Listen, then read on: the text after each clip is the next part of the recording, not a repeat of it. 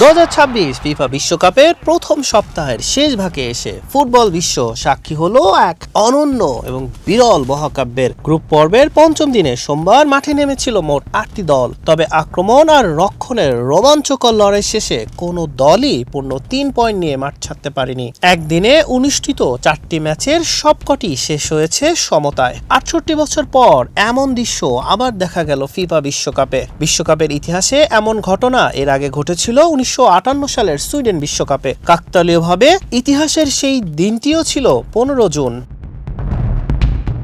দিনের প্রথম ম্যাচেই ঘটে বড় অঘটন। বিশ্বকাপে নবাগত কেপ ভার্দের বিপক্ষে মাঠে নেমেছিল শক্তিশালী স্পেন। তবে কেপ ভার্দের গোলরক্ষকের প্রাচীন সমর দুর্দান্ত পারফরম্যান্সে রুখে যায় শিরোপা প্রত্যাশী স্প্যানিশরা। ম্যাচটি শেষ হয় গোলশূন্য সমতায়। পরের ম্যাচে মুখোমুখি হয়েছিল বেলজিয়াম এবং মিশর। ম্যাচে দুর্দান্ত লড়াই করেও শেষ মুহূর্তের এক আত্মঘাতী গোলে কপাল পড়ে মিশরের। ম্যাচটি শেষ হয় 1-1 ব্যবধানে।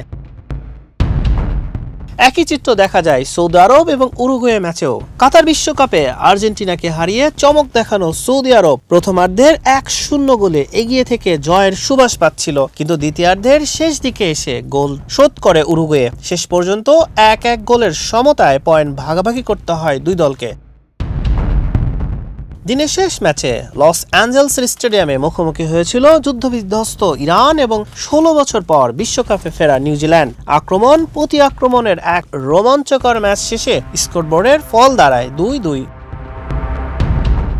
ফুটবল বিশ্লেষকদের মতে আধুনিক ফুটবলে এত বেশি প্রতিদ্বন্দ্বিতাপূর্ণ ম্যাচ একসঙ্গে ড্র হওয়া ভীষণ বিরল ঘটনা। এর আগে 1958 সালের 15 জুন সুইডেন বিশ্বকাপের গ্রুপ পর্বে গোলশূন্য ড্র হয়েছিল সুইডেন, ওয়েলস, যুগোস্লোভিয়া ও প্যারাগুয়ে। ফলাফল ছিল 3-3। সমান দুটি করে গোল করায় সমতায় শেষ হয় ইংল্যান্ড এবং অস্ট্রিয়ার ম্যাচও। একই ফলাফল ছিল নর্দার্ন আয়ারল্যান্ড এবং জার্মানির ম্যাচও। 1930 সালের বিশ্বকাপ শুরু হওয়ার পর থেকে কেবল এই দুই দিনেই 15 জুন 1958 এবং 15 জুন 2026 একদিনে 4টি ম্যাচ ড্র হওয়ার কীর্তি গড়ল।